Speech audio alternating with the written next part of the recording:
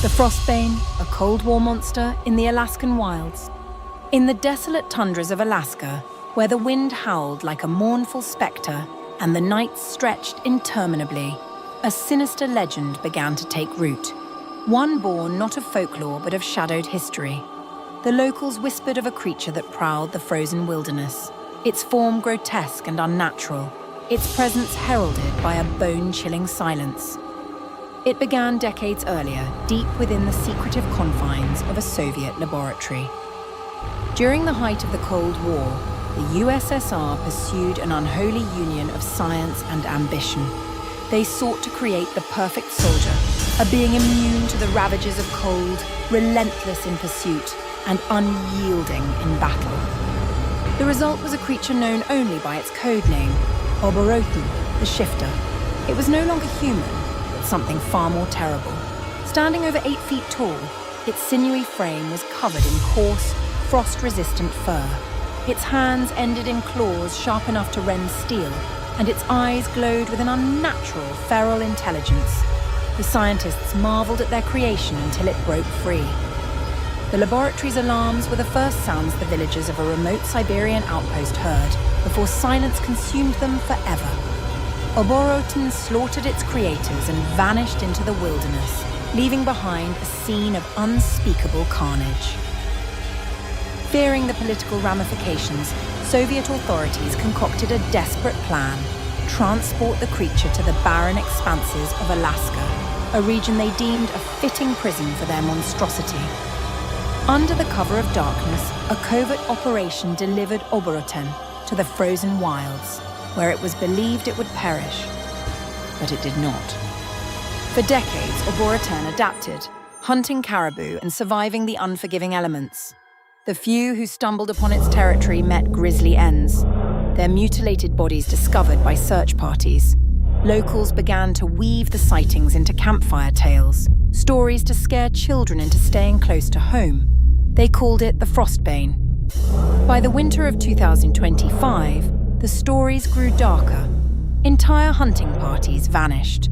Remote cabins were found splintered and gutted, their occupants missing.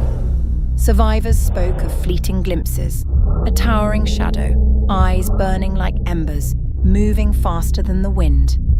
That changed when Sarah Mitchell, a wildlife biologist, captured something inexplicable on her motion sensor camera. The footage, grainy but unmistakable, showed a hulking figure dragging a moose carcass through the snow. Its gait was unsettling, both human and beastly.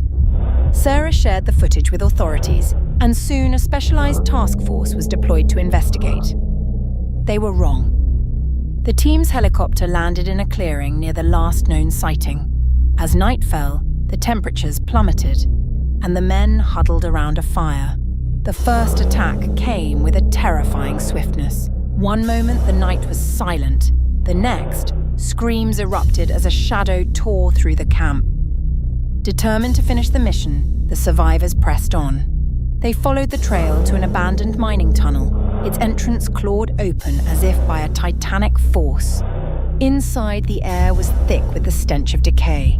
Bones littered the ground, and the walls were smeared with what looked like ancient runes etched in blood. As the team delved deeper, their flashlights flickered, the darkness seeming to close in around them. Then came the sound, a guttural growl that reverberated through the tunnel, freezing their blood. By dawn, only Sarah remained, her face pale and streaked with tears as she stumbled out of the tunnel, the sole survivor of the expedition. Her account was dismissed by officials as hysteria, but the footage from her body camera told another story.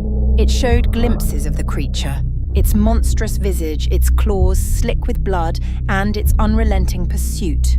The tape was classified, locked away in government archives. But the attacks didn't stop. Travelers vanished, and hunters found themselves stalked by an unseen predator. Oborotin had claimed Alaska as its domain, a kingdom of ice and death. The locals no longer whispered of frostbane around their fires. They prayed in silence, knowing the monster was real and that it would never stop.